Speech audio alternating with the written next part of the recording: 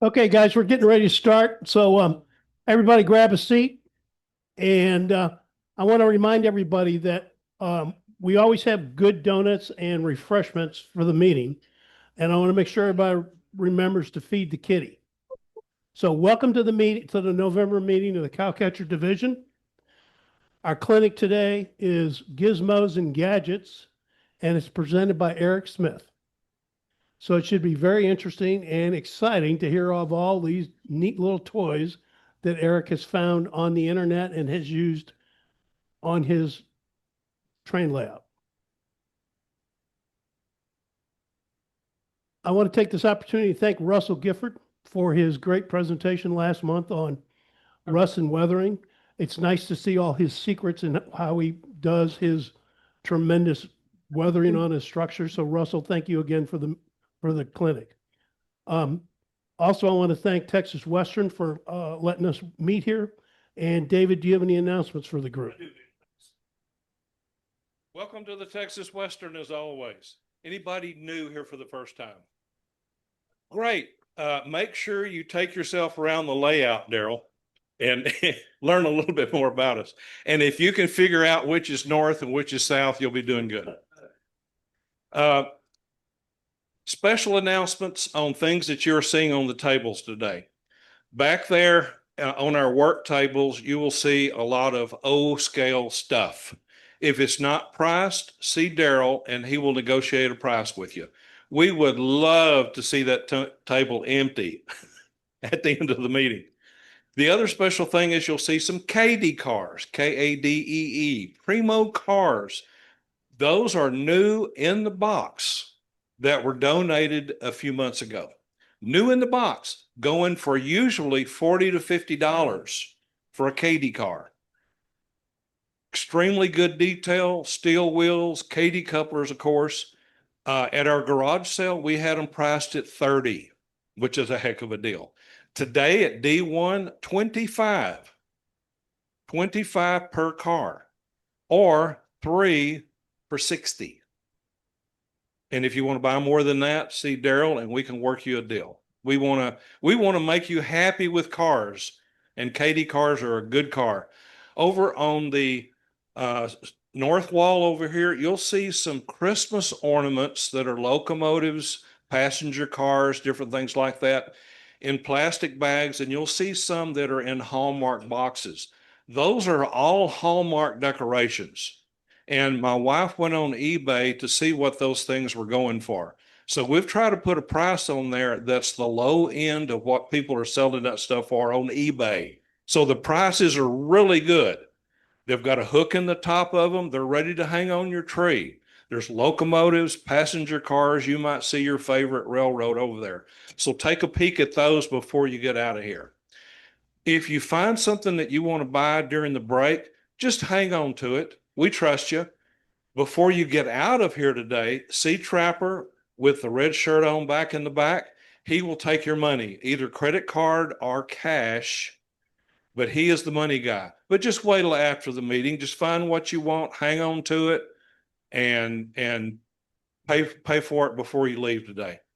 Last thing, over on the north wall, on the corner table, you'll see some Hornby controllers. If you want them, if you think you can use the electronics or anything else about them, they are FREE free. They are free. As far as we know, they work, but they're Hornby, which is British. So if you think you can use them, or if you know somebody that would like them for free, they're yours. That's all I got. Thanks for coming. Thank you, David. Following up with what David was asking us about do we have any new members or visitors visiting the Cowcatcher Division today, the meeting? Anybody new? Okay. David Coranda, who do we have attending on Zoom?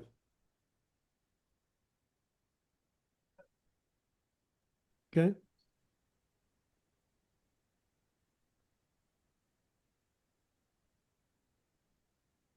Okay, Don, welcome. Jared, good to have you attending. Paul Cleveland, I don't think we know you, Paul, but welcome. Hi, thanks. Morning, everybody. Welcome. And the Trainmeister is on. That's Lee. Lee, good to see you're on. And of course, our editor of the Cowcatcher, Bob Mangrum, is on too. So Bob's the editor of the Whistle. He's doing a great job. And Bob, appreciate you attending by Zoom. Welcome to the meeting, guys. This Tuesday is Veterans Day. And how many veterans do we have in the crowd? Please raise your hand. Why don't you guys stand up and let's give these veterans a big hand.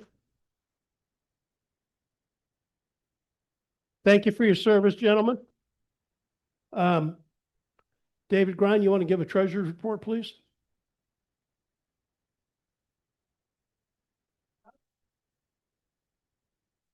By the way, for those of you who don't know, this is David Grine. He's our treasurer.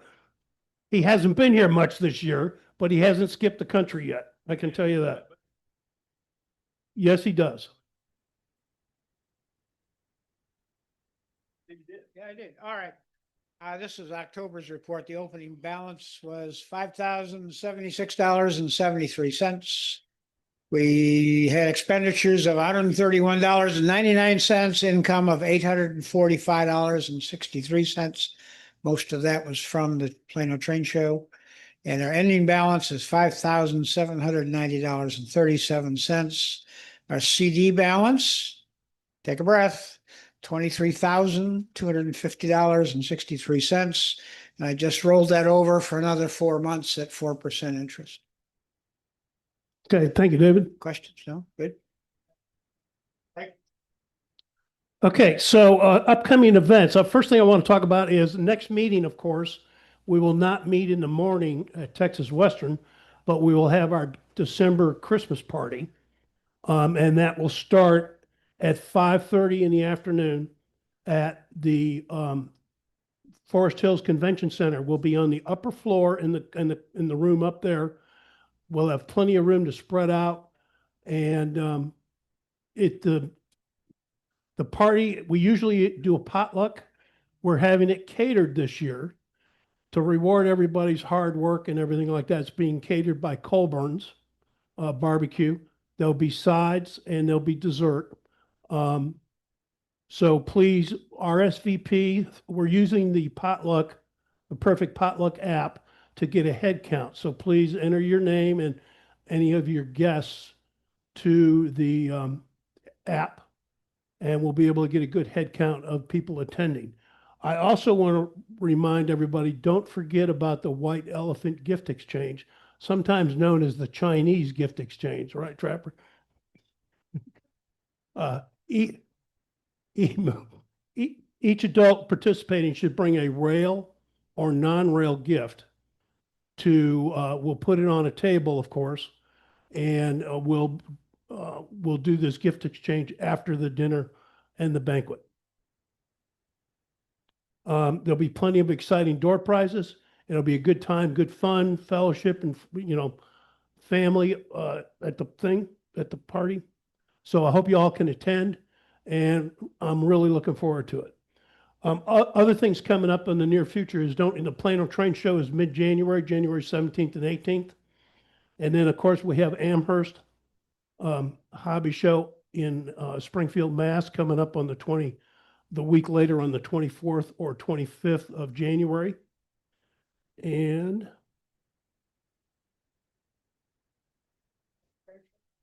the what? Well, I don't have that on the list, but the Oklahoma City Train Show, you're right, is next weekend. I forgot to include that. And Houston is there too? Okay, I missed that too. Sorry, guys.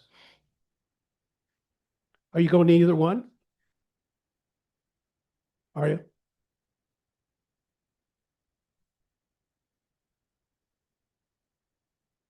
So, Steele, how does that compare to the Plano show? Oh, is it really?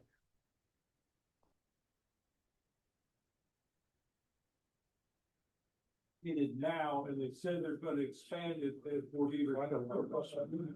Okay, so, Steele was commenting, and he should have used a microphone, but I'll kind of paraphrase what he said, is that Oklahoma City is, about twice as big as Plano, and they have about 200,000 square feet of exhibit space.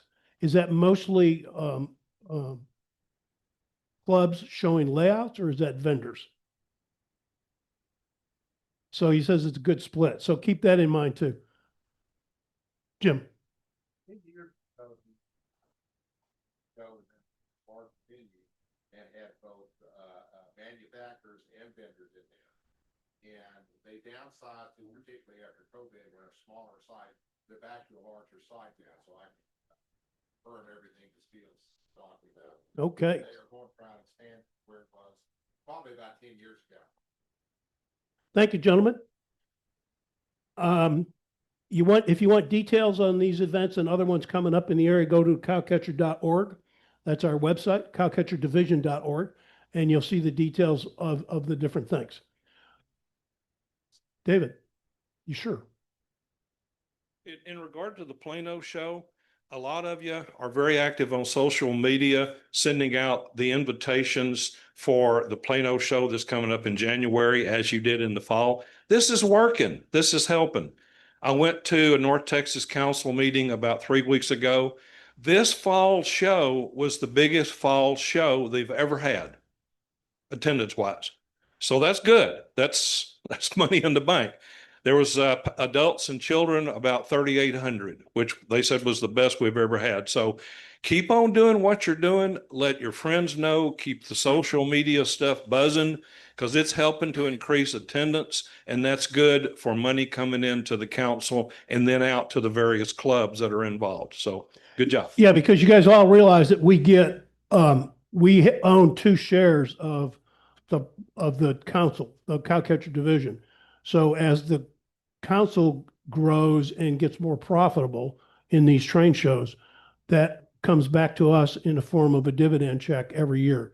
We, last March, we got like $2,600, $2,800, and we'll probably get a little bit more this coming March. And that helps, to, support the activities the division is doing. So thank you, David, for the comment. Okay, so Mackie is out with a family affair today, so we have no divisional AP announcements. Dwayne has a family issue that just came up, so we got no regional AP announcements for today. But we'll move into the Q&A period, and I'm going to ask everybody, is there anybody having problems with something on their layout that you can ask this room of experts for advice on? Nobody's got any issues? Yes.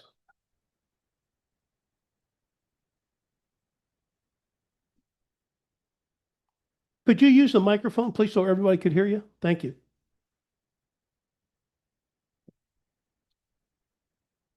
I'm just about to start working with Pan Pastels, weathering some freight cars. Do I need to seal that with a clear coat afterwards? David?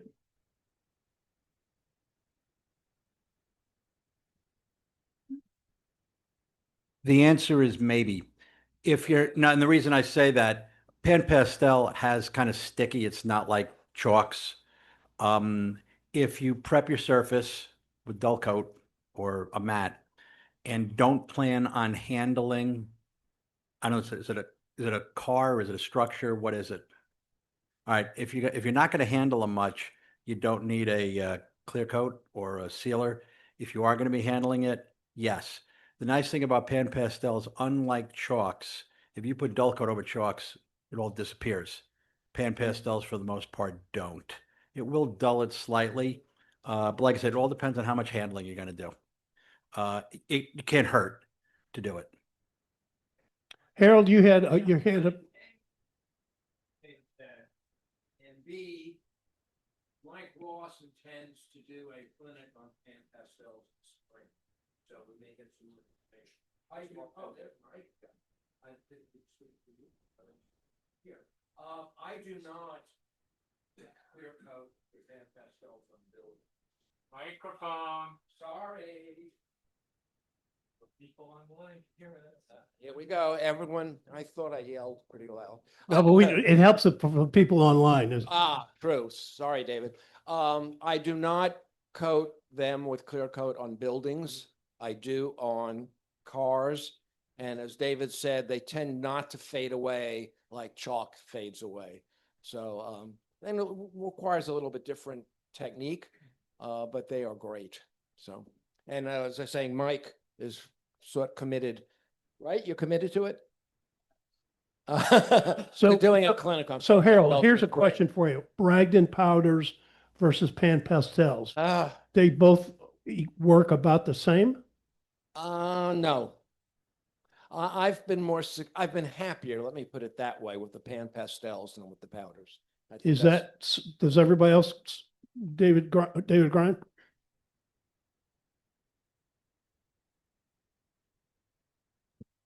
Been using pan pastels for a while, and there's a couple of things. I am an N scale. I use it on rolling stock, buildings, everything. I don't seal anything. Okay. And what I have found is that if you use the pan pastel applicators, the little foam brushes, as opposed to using like paint brushes, the foam brushes work a lot better. They transfer better. They stay on long better. I've stopped using brushes completely. I don't dry brush. You can mix and match colors, which is really cool. But yeah, just they're great. Like I said, I don't clear coat anything, nothing. Do not use them on the trucks of your cars because the wheels will stop turning. To elaborate on that, I've never used brushes. I've always used the foam things. Also, you can use makeup foam, which is virtually the same and is a lot cheaper. Mhm. But no, Those brushes you would get like it's, or the foam things, applicators you'd get at Sally Beauty Supply, right. something like that. And you can rip them to make them smaller because Yes. the advantage of what comes with the pan pastels is the different shapes. So you can handle them similarly to using different shaped brushes. But yeah, it's much easier with the foam. Okay, any other questions, concerns? So everybody's got everything working perfectly on their layout, right? Okay. Okay. How about tips and tricks? Dwayne was gonna have a tip or trick, but he did not show up, so I can't help you out on that. Anybody got a tip or trick? Steckler, you're usually good for a tip or trick. Not this month? Okay. Oh, you're plugging your clinic, huh? Eric's saying these Gizmos and Gadgets will cover every tip or trick in the world. Okay, show and tell. Let's move into show and tell. David.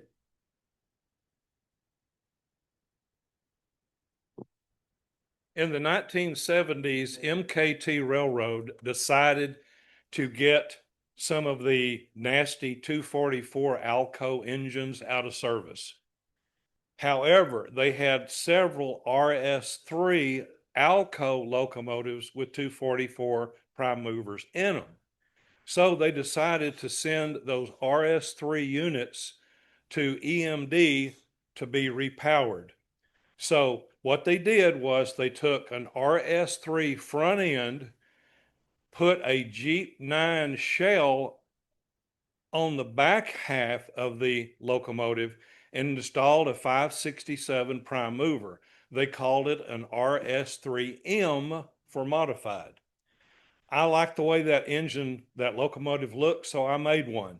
So what you see on display is an RS3 cab and frame with a Jeep 9 shell sitting behind it that's been painted. This was all undecorated stuff. Has been painted. I added the number boards on the front end, which is real difficult trying to get those in the right spot on a curved shell where you're trying to drill. You'll ruin a couple of shells trying to get it right, or use a lot of putty trying to cover up holes that are not in the right place.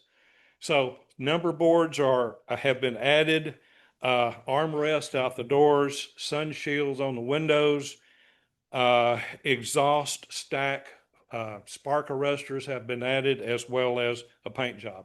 So it's got a Tsunami 2 decoder in it, runs really, really good. So that's what you're seeing here.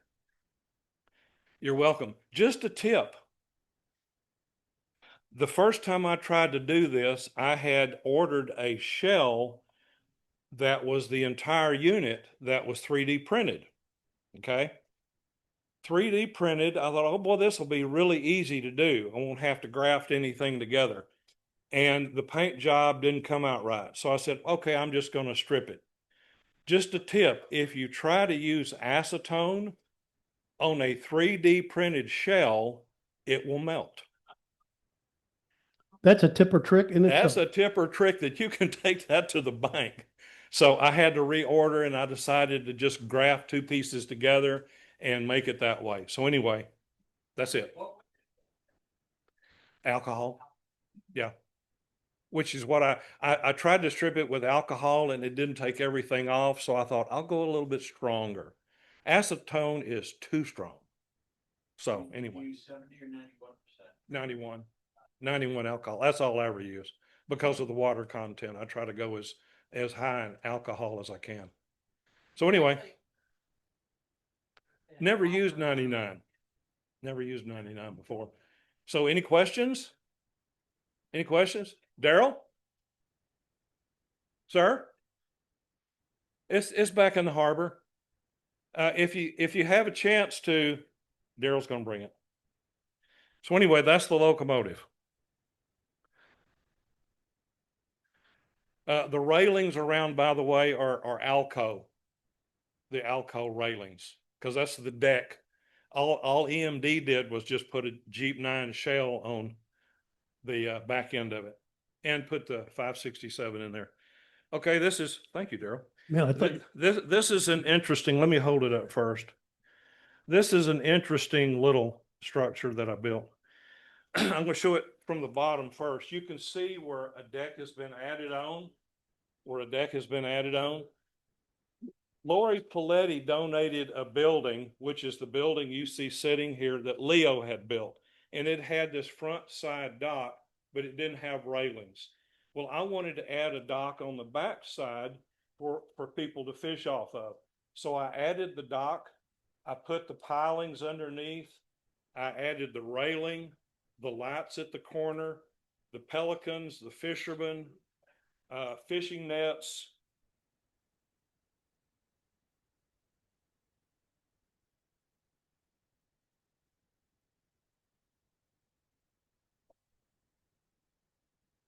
That's what you're seeing. And I'll tilt it up so you can see. So the moral to this story here is you can take a really simple building and add to it, expand it, enhance it, and you can come up with something really, really cool. Okay.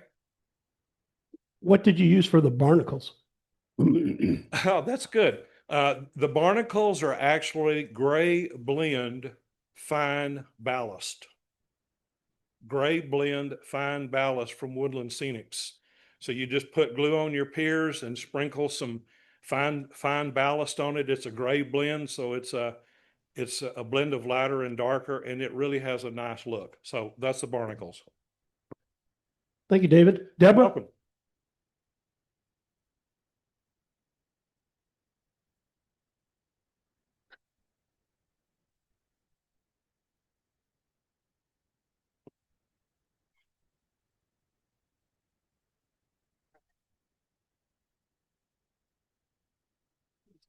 Mhm.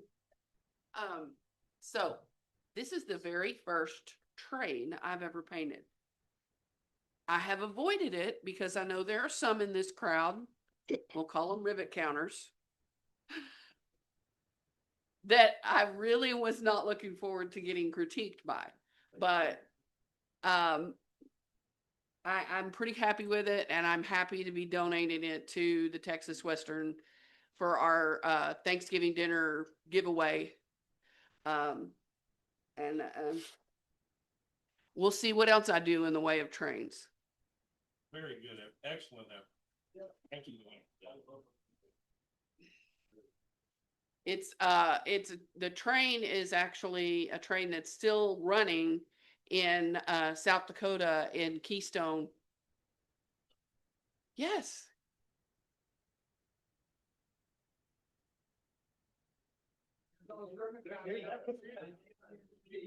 I live with one.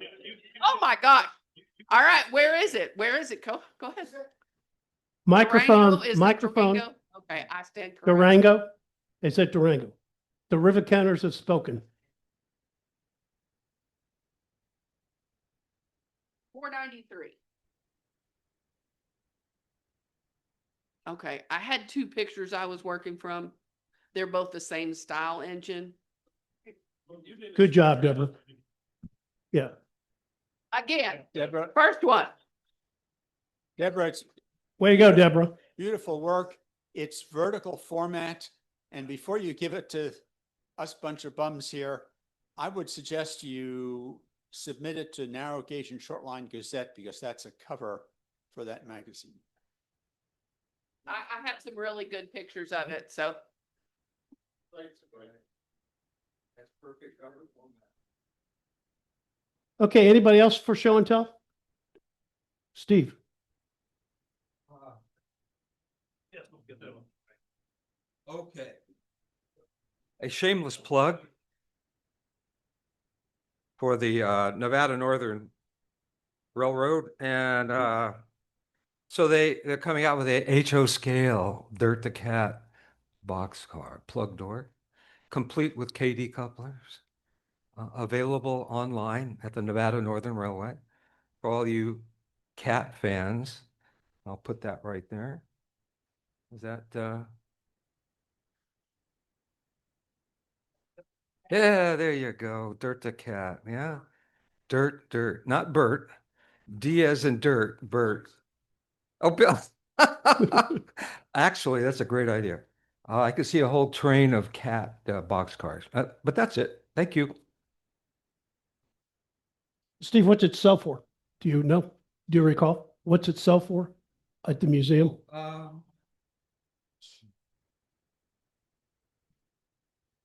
It says here on the box, $64.95. Yeah.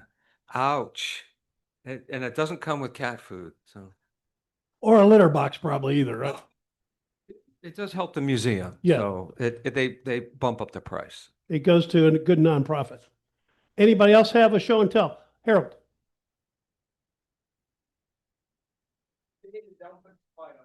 That's okay, because I haven't gotten your email yet. Oh, you haven't gotten email yet. This may be a very short. Yeah. How many of you have been in Kansas and seen the grain elevators in Wichita or Hutchinson? Oh, well, I've not seen those large ones. Did it come yet, David? We were on a cruise and I didn't exactly expect to see anything particularly railroad related. And went up the East Coast and then went to up the St. Lawrence. It's really bad coming. Oh, it's really bad. Getting Well, then you emails can, there, so just- anyway. If you can put it up on your phone, you can stick it under the camera. Ah, well, I apologize for the quality, but Quebec City unexpectedly had something that I hadn't seen. It has a grain elevator with 3 heads. That's about a half a mile long. It competes with the one in Hutchinson that's 2,700 feet long. The sky was gray, so the picture does not have much contrast. Can you blow that? Can you open up the picture? Can I open up the picture? Yeah, I can open up the picture, I guess. So, I don't know. Well, whoops. Let's see. Anyway, it was a very, very impressive structure. And Maybe in January we'll get it better. Anyway, huge thing. And importantly, it's still functioning. You know, a lot of these elevators have been modified. This one has 600 silos. The silos are smaller than other silos. The Hutchinson one in Kansas, which is allegedly the longest grain elevator in North America, doesn't have 600 silos. That's like 350. There is a similar grain elevator in Montreal that's been abandoned. That's no longer functional. So I went online to try to find out why the one in Quebec City is still functioning and the one in Montreal. Please. Excuse me. Oh, I'm sorry. So I went online to find out why the one in Quebec City is still functioning and the one in Montreal has been abandoned. And like a lot of the other concrete silos, has not been blown up. And I got into a circular reasoning on the internet, which isn't a particular surprise. Those grain elevators took care of all the grain from Eastern Canada, and Western Canada grain goes to Asia and goes to Vancouver or Port Rupert. And they also have large transfer elevators like that. So according to what you believe, the Quebec harbor is deeper than the Montreal harbor, and there's more room for large ships to maneuver. Well, that makes total sense to me. And I said, okay, that's why. And then it went on to say that Montreal is now mostly container business. And I went, container ships are pretty big too. So I'm not sure about the reality of it. There were no container ships in Montreal when we were there. There was a grain ship being loaded as we were leaving Ontario with its huge cloud of grain dust. They do ship grain in containers. Okay. So I don't know if anyone else knows. I went online, I tried to find out, the validity of what they were saying. The Montreal docks do have more track than the Quebec docks. It is closer to the grain producing areas in Canada. I don't know. I went down a rabbit hole and it was a very short, blind rabbit hole. So anyone who's interested, I'll bring back a better picture on January. Or maybe we have the picture? No, never showed up. All righty. Hey, Harold, thank you. Don't get your phone. Anybody else on show and tell? It would be nice to forget the phone. Okay, so let's do deal or dud now. Trapper, you want to come up here? Everybody get your lucky number ticket out. Everybody got a red ticket? Everybody should have a red ticket when you signed in. These are gift certificates to Model Railroad Crossing. Please, when you go to the store, thank Avery or Russell for the support they give to the division. They've been very supportive of us, and they've just moved into a new location. They were over by on Pipeline? Yeah, Pipeline and Melbourne Road in Hearst, and now they've moved up to North Richland Hills, right by the Smithfield Tex Rail Station.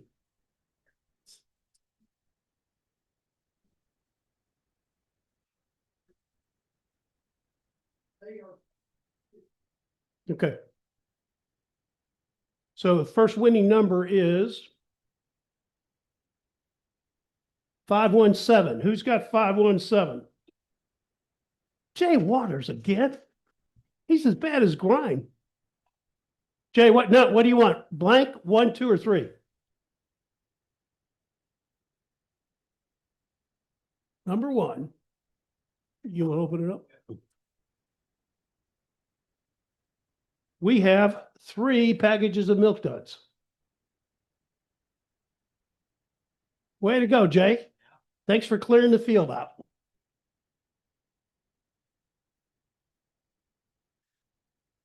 So it's. Oh. All right, 9513. 513. I want to see if y'all pay attention. 513. 2 people after me. I'm 511. Which one you want? 1, 2, 1, 2, 3.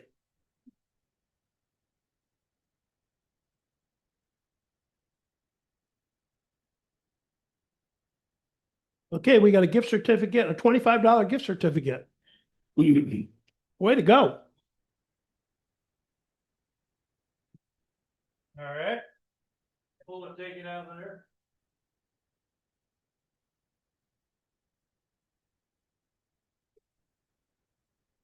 $509. Pass. You gonna pass? All right. Okay. I'm gonna pull for him. Your ticket. No. Okay, 9503. 503, last three digits. God, I got it. I'm gonna pass it to, oh, no, David did it before I did it. Okay, way to go, David. Blank for 3. Go 3.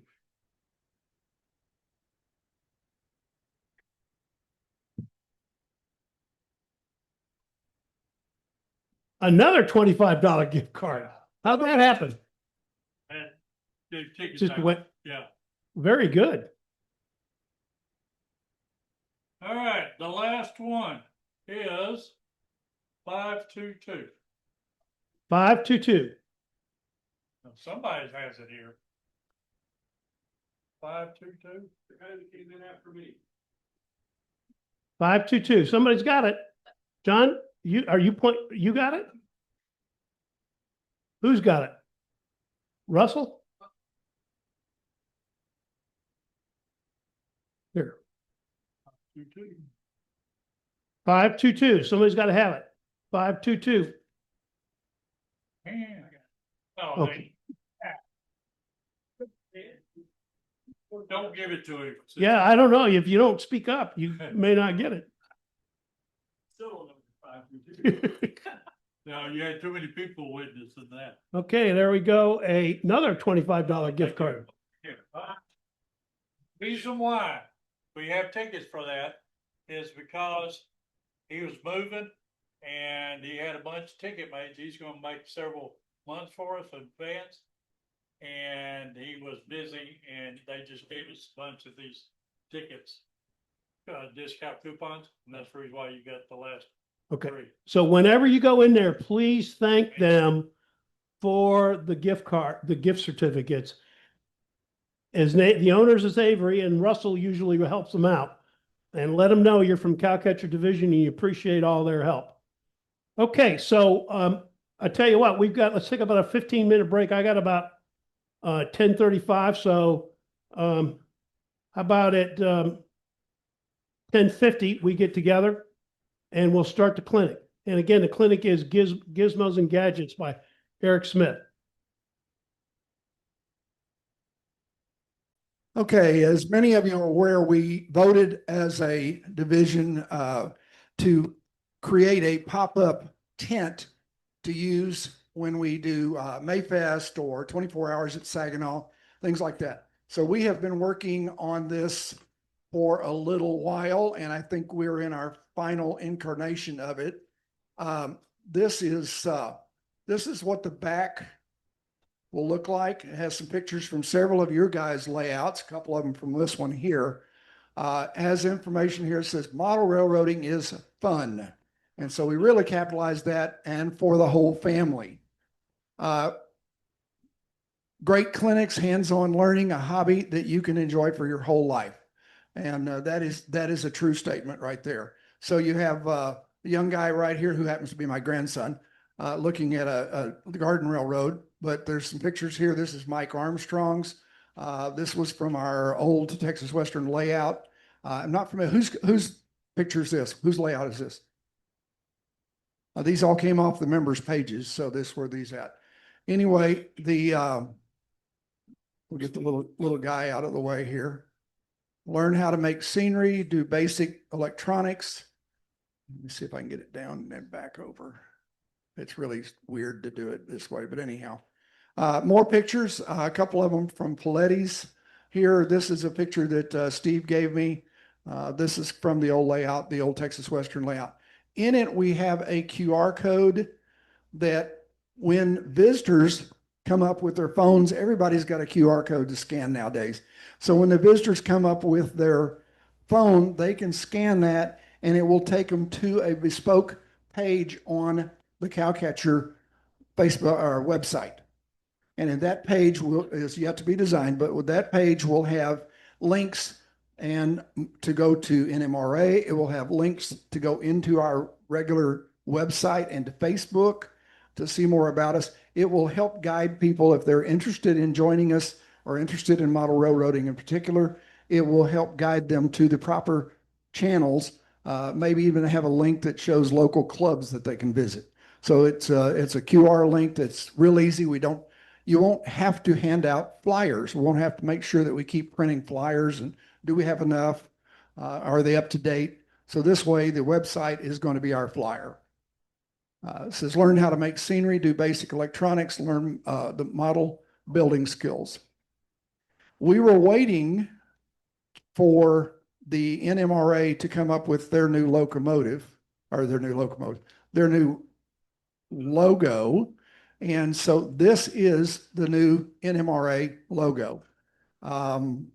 There is a link that I was sent by Riley Triggs, if I'm not mistaken. And he gave me the links to this. I will circulate that. A couple of them have asked me for it.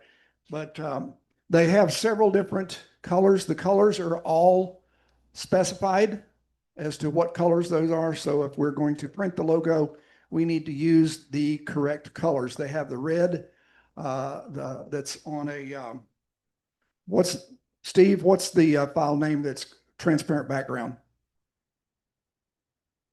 No, it's not, it's not JPEG. It's what? PNG. Yeah, PNG. So they've got several of the logos on PNG, so it has a clear background. You have several that have a background color on them.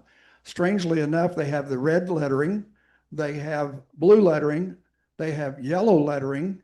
The yellow is on an olive green background for some strange reason. And they didn't have one that was actually black lettering on a white background. But anyway, this is what I worked out. Talking with Dick about our division logo. The division logos now, the NMRA wants the region and the division logos to be in certain format. Basically, it's a one color logo now. So it'll be black and white, red and white, blue and white, whatever. And you would match that with the NMRA. They have a new font that is to be used in literature regarding the NMRA. It's called Knuckle. Really creative there. And it's not KNU, it's NUCKLE. So it's a Knuckle font in this. If you'll look right down below this, and they give you several options here for how they're doing the National Model Railroad Association. And if you'll see, they filled in the zeros or the O's like the wheels on the car here. The graphics that they showed us on the pages that I've got, showed the NMRA was actually built over a hopper, about a 3-bay hopper car is what they sized it for, would be a 3-bay hopper. But that's the new logo. And so because our logo doesn't comply with the new logo that they want us to have, I just took it off and just simply listed that we're Division 1 Lone Star Region. And that way, because we're going to change our logo here, it's something that's going to have to be brought up in a committee, come up with several different ideas, present it to everybody, make sure that everybody likes it, and then we approve it. That will take several months to do. So in order to get our canopy already done, then we can just do it this way and just have it written. So this canopy basically is ready to go. Model railroading is fun, is on all 4 sides of the top. Both insides are the same, both outsides are the same. And then the back, the very back is blank. So anyway, that's where we're at right now. So I'm thinking that we're probably going to go ahead and get this purchased. Turnaround time on it's about 7 days, but I would like to see us go ahead and get it purchased, get it put up, make sure it all works properly and everything is as it's supposed to be before we get close to using it. So anybody got any questions on it?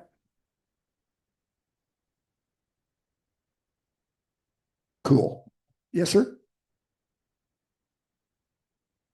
Okay. All right. Daryl, thank you very much. Thank you and the committee membership. Good job. Very good. Look good.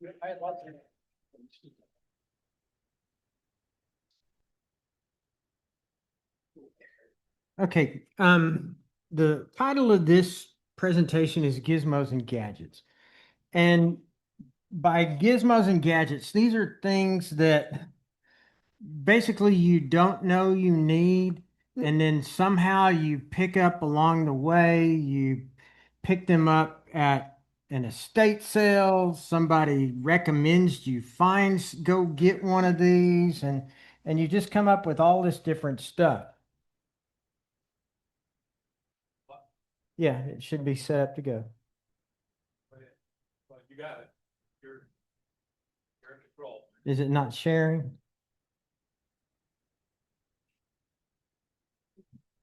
No, it's okay. Sorry, I had the wrong switch. There you go.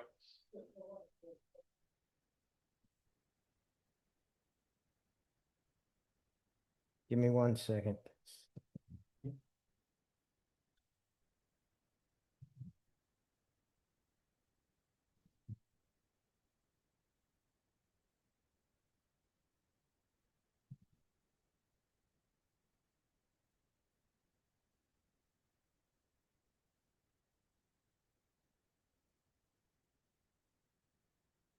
Okay, everybody see that?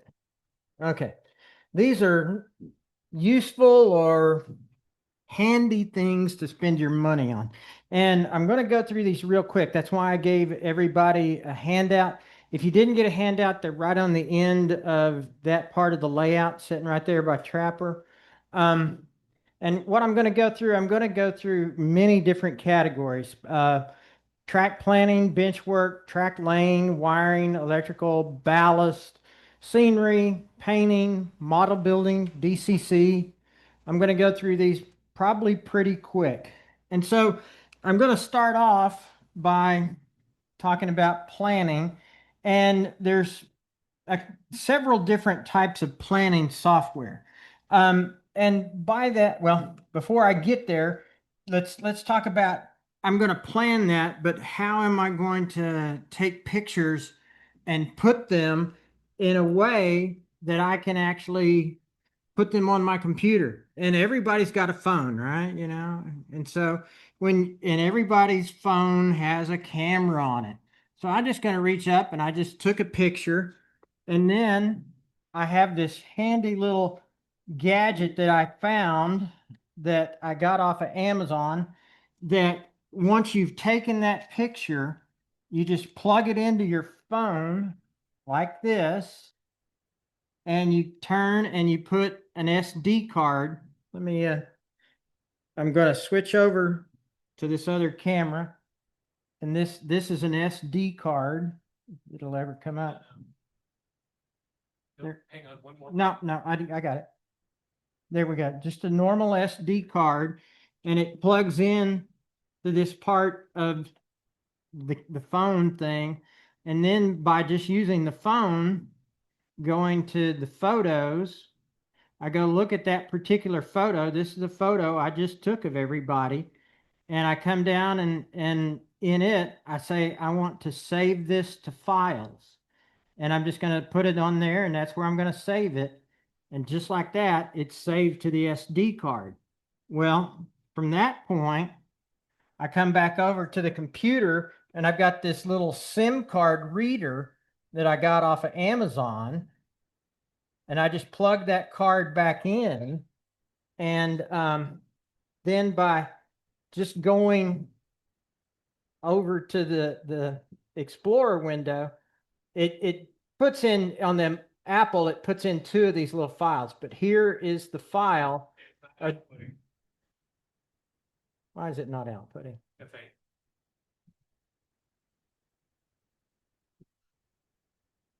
Can you see it now? Okay. And so this is the file of the picture that I just took. And just like that, from this little device, you can take your pictures and move them over to your computer. Just boom, boom, boom, boom. You can also do the same with movies. And it's just a real quick way to move the pictures from your phone over to your laptop. And that you can use those to set up for all of your display or planning, whatever you want to do. Okay. And so are we back up? All right.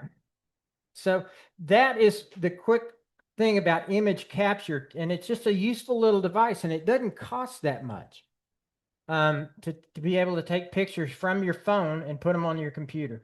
And so like all the pictures that I took up at National Convention that I sent the mailers out on, this is exactly how I did it. I'd take the pictures with my phone, and the pictures on the phone are very high res now. And so you get them over to your computer. Okay, then let's talk track planning software. Track planning software, there's so many different types of track planning software. I know that Russell uses SCARM or SCARM, however you want to pronounce it. And I've got SCARM. I was kind of disappointed in a few things on it. So I switched over to AnyRail, however your Southern drawl wants to pronounce it. And I like it a lot better. I have used 3D Planet. 3D Planet has a huge learning curve, but I mean, it makes some real neat stuff. Then Atlas has one you can download. There's Xtract, CADRail, RRRail. There's a whole lot of these. Yes. Use a microphone, please.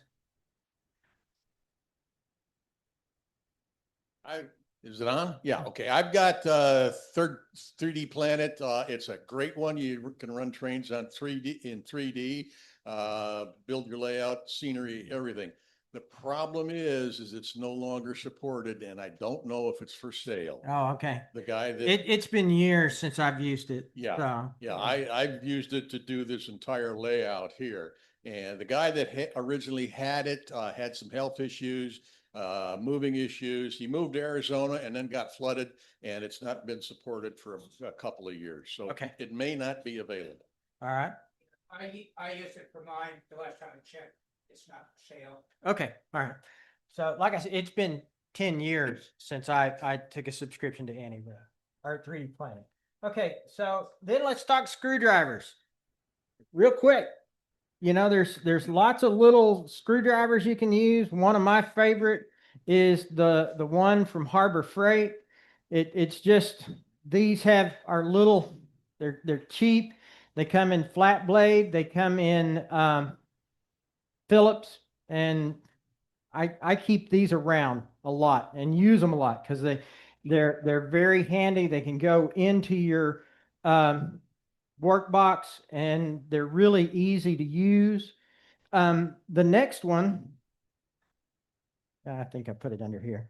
The next one I want to talk about is this little guy here. And I know Dick and John can attest to this little thing. This one I have used the heck out of. And it's just a little bitty light handheld screwdriver that you just flip a little switch on the side and it goes forward or it goes backwards. And these things have so much torque. That was the one thing that surprised me about this little screwdriver, is the amount of torque. You can assemble bench work with sheet metal screws and it just zips them right in. And it comes with a pretty large selection of bits and stuff that you use it. You charge it on a USB. And I know that I gave one to Dick as a Christmas present once. So. And the battery lasts a long time. And the battery does last a long time. And so it's very good at that.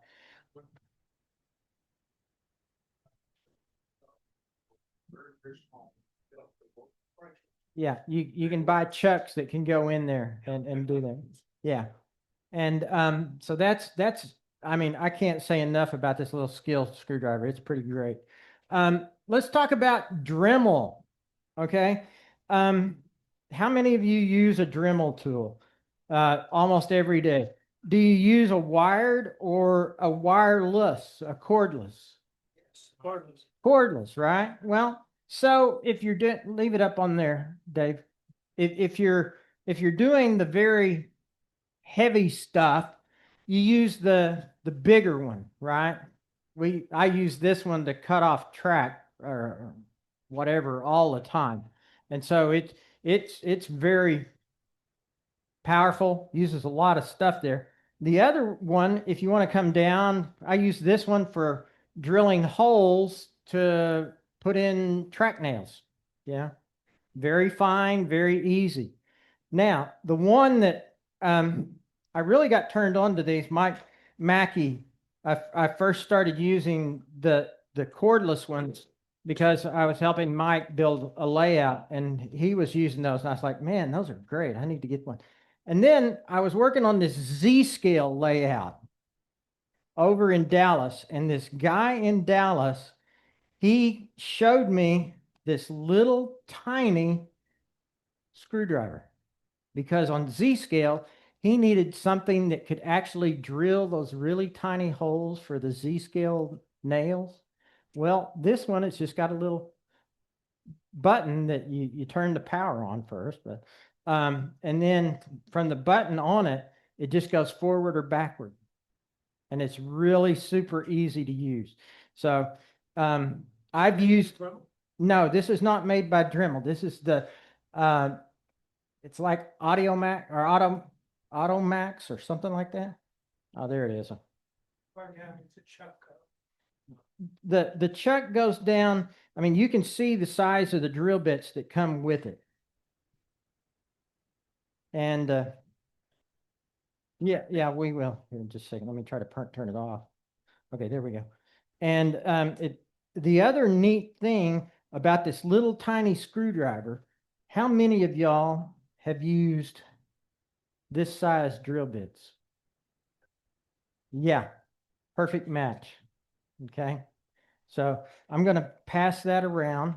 This whole presentation today is kind of a show and tell, but if you want to come up and see something after, you've got the list of it and we can keep going, okay?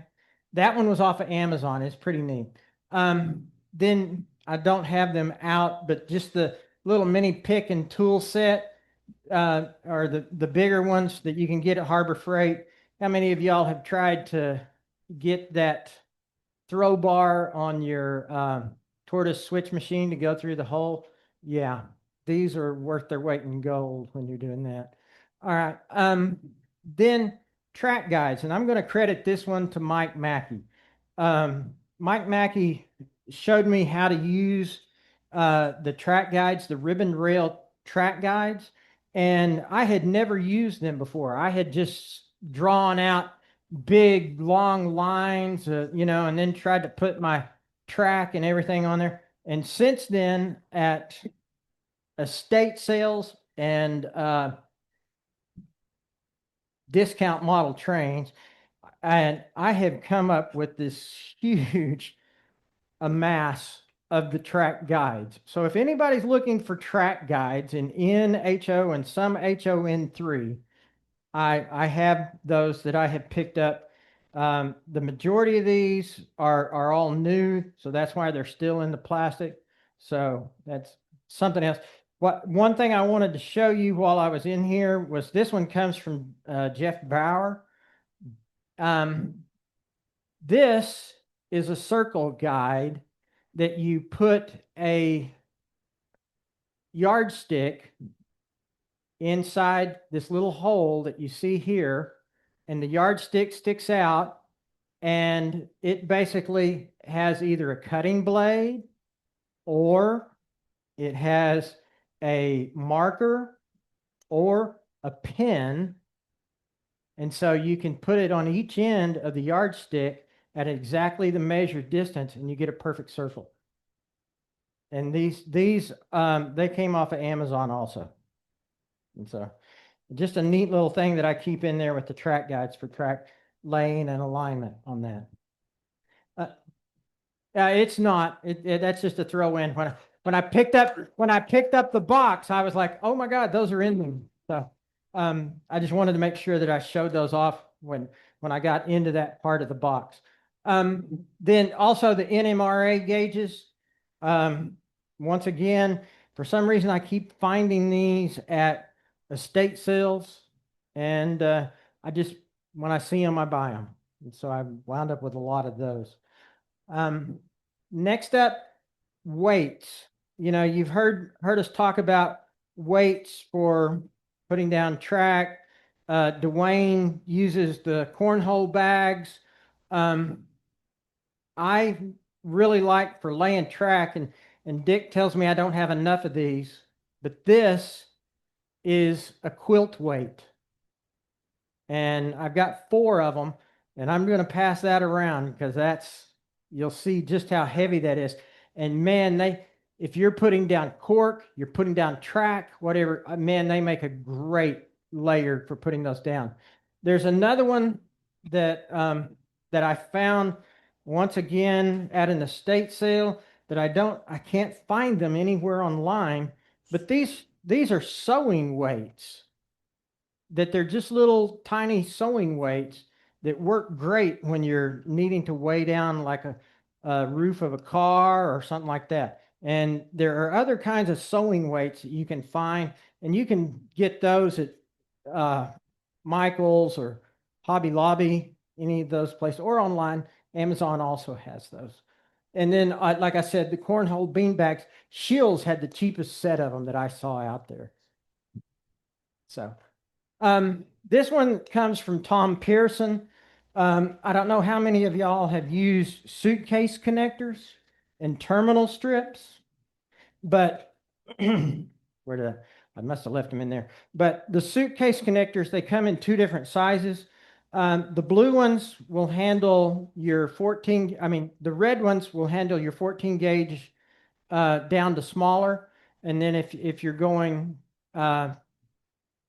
14 bigger, you use the blue ones. And then these, they just clamp together with basically a cute little tool that allows you to crimp those down, and will push the metal bar in through the wire.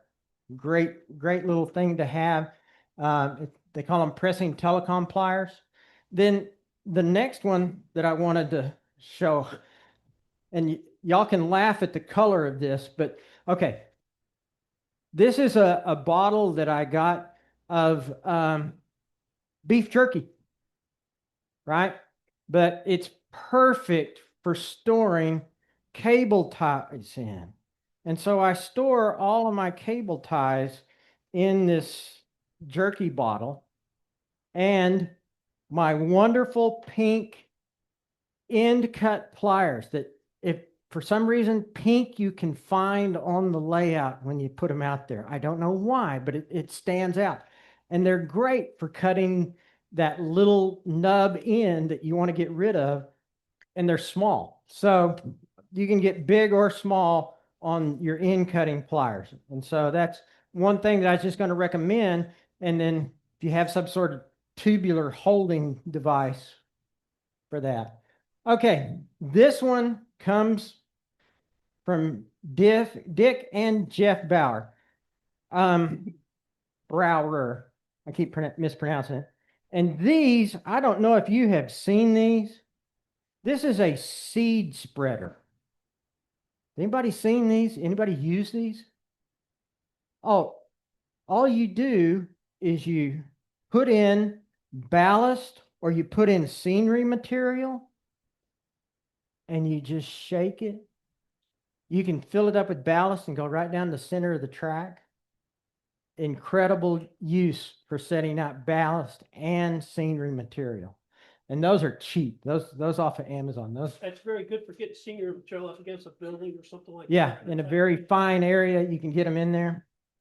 The next one that this is one that I found because I was having problems with getting stuff clean with my giant vacuum, my shop vac. It was just too big to haul around and go work on people's layouts with.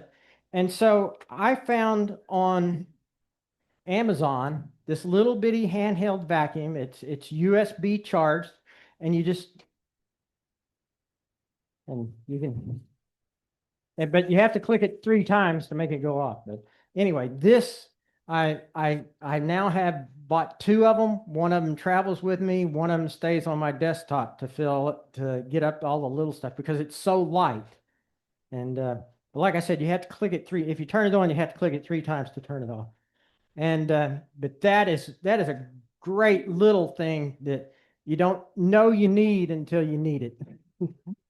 The next one that this one comes from Jeff Brower, and this one blew my mind.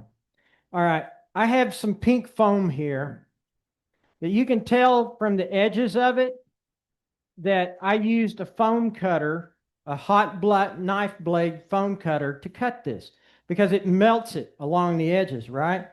Well, Jeff found these Bosch brand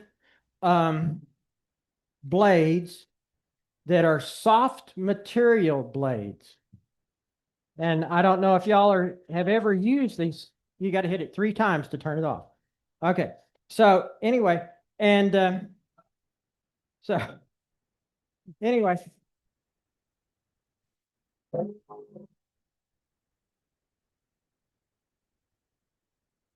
And look at the quality of that cut. You do not get that quality of a cut from using a regular type jigsaw blade or having it cut with a hot knife. So, and that is the Bosch Soft Materials Fast Cut Jigsaw Blade. Man, that was one that when I saw that, I got to go get those. It was like, yeah, I have to have that. And it just works so well. And it's a cut, and there's very minimal. Y'all have to bring the vacuum back up, but there's very minimal dust comes off of that cut. All right. Where'd I like? There it is. So the next one is, you never know you need this until you're actually trying to lay track or something like that. And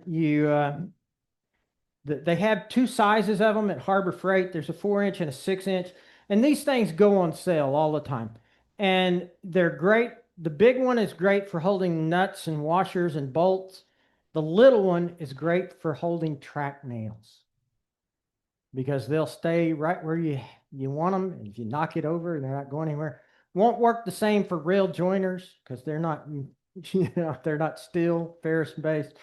But anyway, then the next one are micro brushes. And I don't know how many of y'all buy if you go to Hobby Lobby and try to buy micro brushes, do not do it. They're way overpriced for what you get. Go to either Amazon or eBay. You can buy them in quantities of 1,000 for cheap. And so that's the place to buy the micro brushes, is buy them online. Don't go to the hobby stores and get those. It's just a better way to get them. And then the other one that, they talked about earlier with the pan pastels is the little beauty foam brushes. Basically what this is. I bought these for $1 at an estate sale. They got $1 on the bag. So you just have to go and kind of look for things like that you might not know you want, might not know you need, but like that particular one is for $2.30 at Sally Beauty Supply. Okay, the next one, this one's credit Daryl Cowles, is the paint shaker that if y'all remember when he did a demo of this, you just press on the top and it shakes up your paint. It's a great little device. Yeah. And then the next one is one I didn't buy this outright. It was included in a box of stuff that I got handed. And it is the holder for a rail car when you're painting. And I don't even know if I've ever got in it. But all that is the micro mark. If you want to see how it works, it's like, man, did I ever want one? But you hold your car like that and you paint it. Very useful little tool. I haven't used it yet, but Micromark has a lot of neat little tools that for some reason I have just amassed a bunch of them that I didn't buy. This little, it's not on the list, but it's a paint or a can opener, basically. It will hold the bottle, you put it in there and twist it. Then there's the rail pin benders. And they come in different sizes. This one is, I got this one at an estate sale for $10. This one is the truck spreader. You know, so if y'all want to look at these, you come up and look at them, they're here. Then the next thing I want to jump over to is airbrushes. I absolutely hated cleaning an airbrush. And I hated that I had to fire up the big giant airbrush to do anything, or the air compressor to do anything with an airbrush. So I bought these little ones from Micromark that they have this little handheld piece that when you press on the button, it pushes this top part and you can just barely hear it, but it's basically blowing air out that hole. Well, the problem with this is literally a traditional airbrush. I mean, it's a dual action airbrush that screws onto the top of this. And then when you press on it, it goes in and this one, the black color is the broad. I have the red color, which is the fine. And these are very light, but once again, you have the same problem with the big airbrush that you have to clean. You have to clean it very well. So I'll pass that around. That's the black one, which is the broad. And then there is the red one, which is the fine. And these, I was like, okay, John and I tried to use them. We were like, yeah, this is great, but then you've still got to clean. You got this massive cleaning project after you use the airbrush. And I'm like, that is really not what I was looking for when I wanted an airbrush. So I found online, Dick swears I've got stock in this company, but I do not. This is a no clean airbrush. And as a no clean airbrush, you basically just take out the top part, you hook it together, if I can get it to go in, okay? And then you have needles that go into the bottle. And the needles are in different sizes. They range from 0.2 all the way up to a 0.5. And I guess that's millimeters. I've never really checked it out to see which the actual size. So it's very fine up to pretty wide on the outflow from it. And I know Deb, you got one, didn't you? David, did you get one too? Yeah. And so these are a very neat little airbrush. And the way it works is you put your paint into the bottle, and then it's got this little needle on the end. And the little needle goes right in to this little notch that's on the end of the brass tube. And then using the Bernoulli principle, it actually sucks the paint out of the bottle and shoots it to wherever you want it to go. And it's got to do what? That's airflow over a curved surface. Okay. And it just, so, oh yeah, use this a lot. And the thing that I've found is the Vallejo Model Air. Vallejo Model Air, you don't have to thin it in this. You just put Vallejo Model Air straight in it and you can run. Any of the other, like you can use the acrylic craft paints, but you have to thin them. They're just a little too thick. So it compared to the ones from Micromark, that is just incredible. Okay, so then let's talk rust and detail. Have y'all ever used the AK weathering pencils? Yeah, these things, I know Dwayne showed us a use of them a little bit. I've found that these AK weathering pencils, they are incredible. I did a bridge that I 3D printed and I had primed it, and then I came behind that with these rust colored AK pencils, and then I actually did the pencils wet.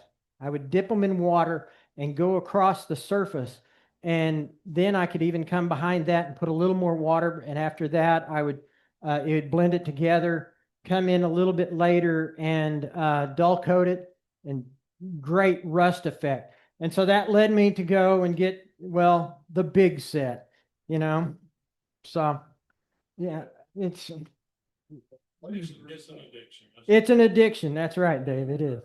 And so just the weathering pencils they're incredible to use. And the little rust set, I've used them so much that I almost need to get another set. That display on this tells you the speed and the power, or the battery life. Okay. The next one that I was going to talk about, I wanted to talk about scalpels. You've heard Dwayne talk about scalpels. I bought these scalpels. These are actually a number 11 instead of a number 10, but bought these on Amazon. These are great. And they've got a little disposable blade that they come with extra blades that you just put on. And I have just really loved them as far as cutting stuff. Then the next thing was, how many of y'all have heard of the ceramic tweezers? These things, I've soldered with these and had no problem. And you'd think, well, they'd melt, but they don't. And they're incredible little tweezers. Yeah. And they're really nice. So then let's talk about protection. Now I've talked to you about scalpels and X-Acto knives and that kind of stuff. Here is a variable price blade protector. Yeah, he's got a call back. So it's just, all that is a it's a goody special for whatever bottle of wine you prefer. Cut it in half, and it's a great blade protector. I use them on the scalpels. I use them on the X-Acto knives. And the price of them varies, right? Depending on your taste in wine. Okay. So it's all whatever you want. Well, you need to upgrade a little bit. You need to upgrade a little bit there, Steele. Okay. So the next one. What advantage have you seen of the scalpels over, say, of conventional number 11? I have seen that the scalpel will maintain the sharpness longer than an X-Acto knife. For some reason, it seems like the X-Acto knife, the blade is a little bit softer metal. And I've found that over time, it dulls a whole lot faster than that scalpel blade will. What have you used scalpels to cut? I've gone wood and plastic, styrene. I've done both. A single edge razor blade, it will work. I mean, if you, I kind of protect my fingers a little bit better than a razor blade, but because all the blood thinners I'm on, and and a lot of us can identify with that. If you're on blood thinners, you don't want to expose your fingers to cuts. Yeah, I've seen. Yeah. Oh yeah. And I've seen that too.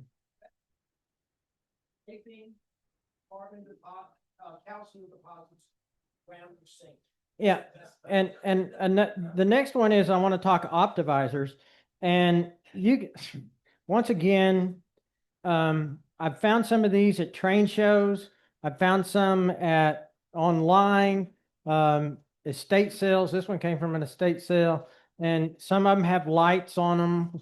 I don't use the little light thing. I usually break off the little loop thing because it gets in my way.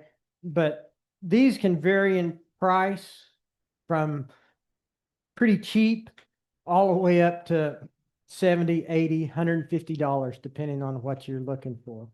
And so you just kind of have to gauge what your threshold of pain is on that. Then the next one I want to talk about, I showed you the ceramic version of the negative tweezers. This is a different version of the tweezers that are basically they're not really a wood handle, but they're more of an insulated handle tweezer. And I'm sure y'all have seen a lot of these if you meet up with the tool guy at the train show. But those come from Micromark. Another one that I want to talk about is the Micromark gluing jig. How many of y'all have one of these little metal jigs? Yeah. And they are really good for getting you into the corner and making a very square corner that you can then come and you can basically seal it into that corner just by pushing the magnets over and holding it into a corner. This is great for building buildings. Another kind of similar option is these are made by Bachmann. They're Bachmann Industries. They're little corner magnetic jig holders. And they're really proud of these things. One set of them goes for about $50. And there are, but these you can use those the same way. They will work in this magnetic jig the exact same way the other magnets will work in it also. White ones there. Yeah. I have never used them because they are so strong. They are strong. Most to the corner, bam. Yeah. I can't align it. Well, you kind of have to push a little bit once you get to that point. And, yeah. So, so that's the magnetic snap and glue set. Trains.com has them for $50. The next one, I can't claim that I know where this came from because it was part of the White Elephant gift exchange at the Christmas party a few years ago.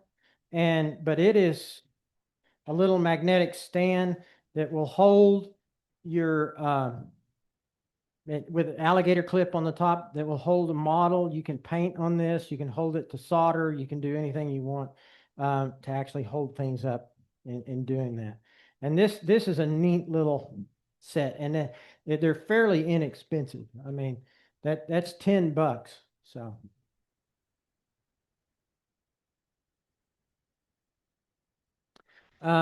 Then, back to weights a little bit. How many of y'all have seen the 3 and 1, 2, 3 blocks on Micromark?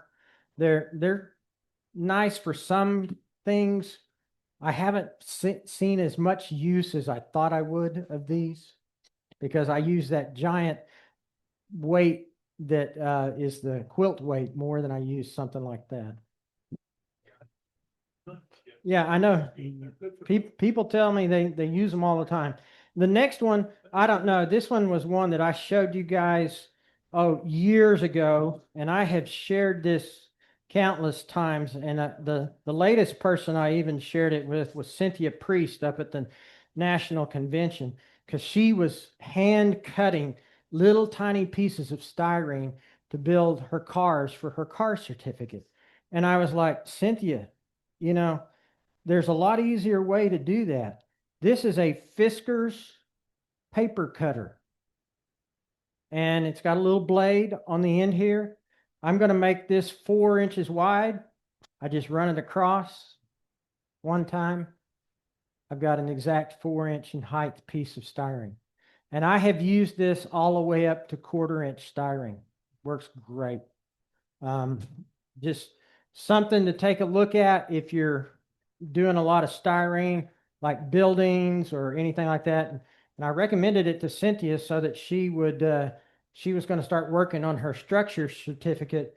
And that was to help her with her structure certificate to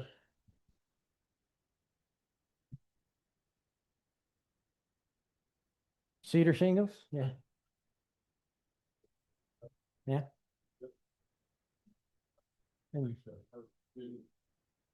Yeah, yeah. And so that, look, that's a Fiskars paper cutter. And it is a neat little device that you can use. Okay. The next one are foam cradles. Why do I not see them here? Oh, here they are. Oh, that's where they went with the cork. I knew I had a whole cork in there somewhere. Little foam cradles. This is N scale. This is HO. You can get these in various sizes that will handle 1 or 2 engines. These are fantastic if you're working on engines or cars, because they're soft. They won't tear anything up. Price varies on these. You can find these all over the internet. So then the next one I'm going to credit here to my friend John up here on the second row. He turned me on to these sanding sticks, and the sanding sticks go all the way up to a 7,000 grit sanding. Okay. Yeah. Well, like I said, John gave these to me for Christmas. So, but I have used these a lot, and they, like, I mean, this one's 180, this one's 7,000. And so, yeah, you can get them in the little nail file things that can do the same thing, at a beauty supply store. Very, very handy, when you're working on, detail on a model. So, and sanding twigs. Many of y'all sanding twigs? These come in various grits, but for some reason, I think these are all the same grit, even though they're different colors. But I think, yeah, it's all the, and so anyway, that wasn't very expensive though. It's 20.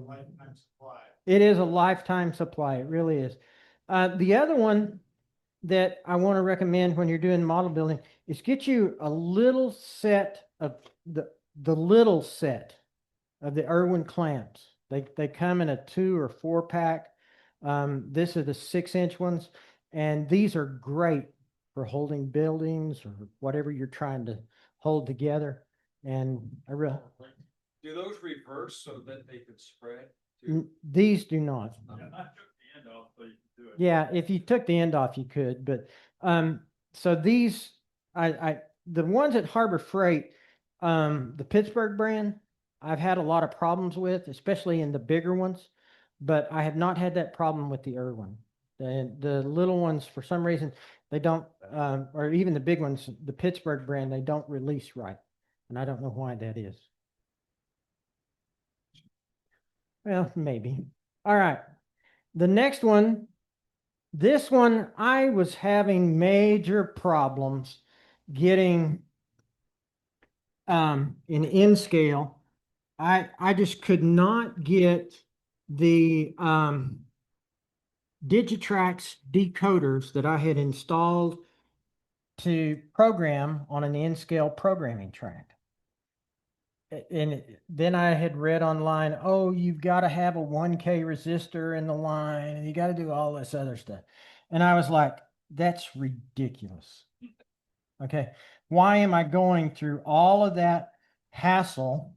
And Broadway Limited came out with their address setter that, man, I plug this thing in, I've got an instant programming of an address. And these things work incredible. Then they came out kind of a little bit later with the CV setter.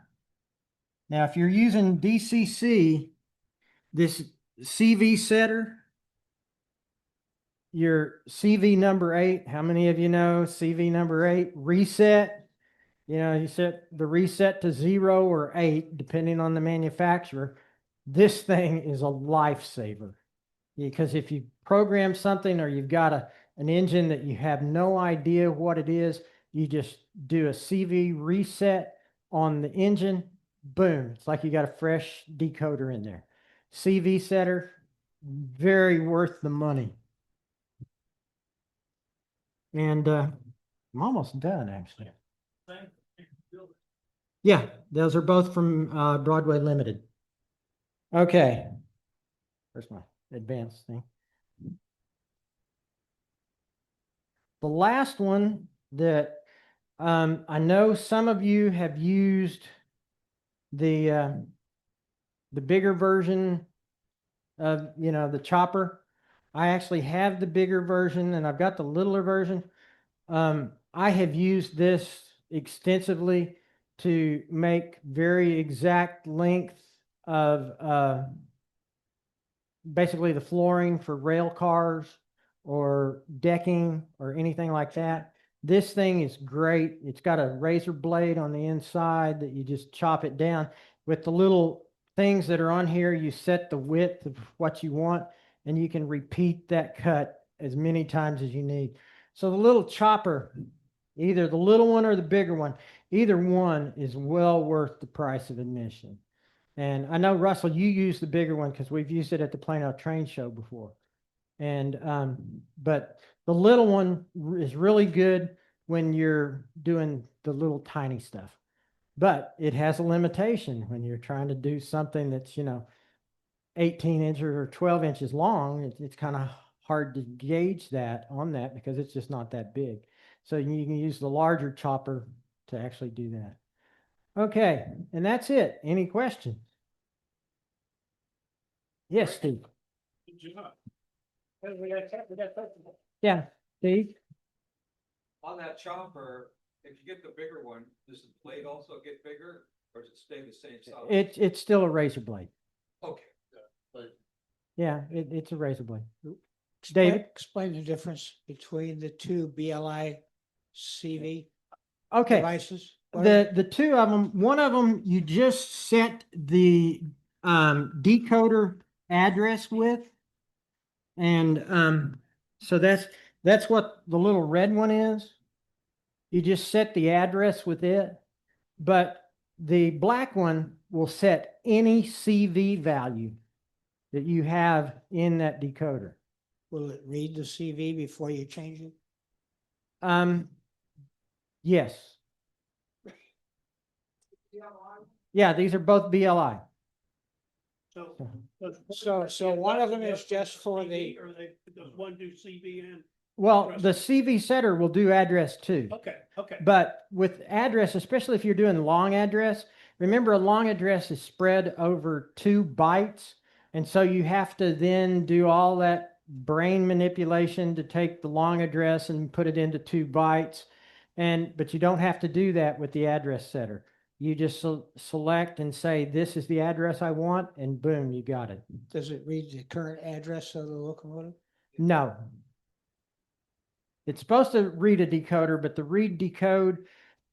decoder is really, if you plugged in a decoder chip, it'll read that, but it will not read from the track, that in my experience. Using something like JMRI, which you don't have to know anything because the decoder's in there. Right, but you have to have basically a programming track, and these are very portable. I mean, you know, that's the great thing about these. These in combination with a basically this portable track, programming track. Once again, a state sale, Paris, Texas, $10. You know, so anyway, and I actually 3D printed a little switch box to go on there, so I could actually hook up a power cab throttle or one of these, and then just flip the switch back and forth so I could program. And what I found is the power cab, these work better than a power cab for programming. So, okay, any more questions?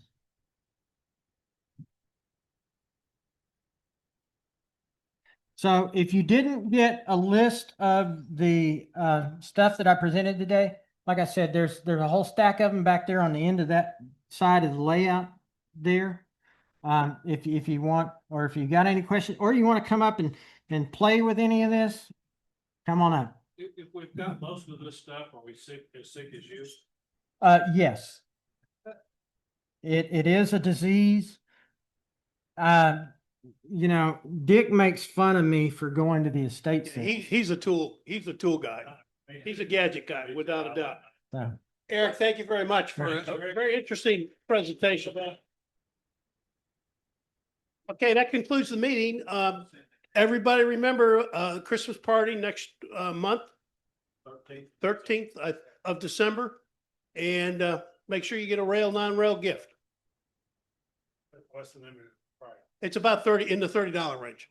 Daryl? Leave the chairs tonight or today? Okay. Thank you. Don't forget the Christmas decorations and what's on the table.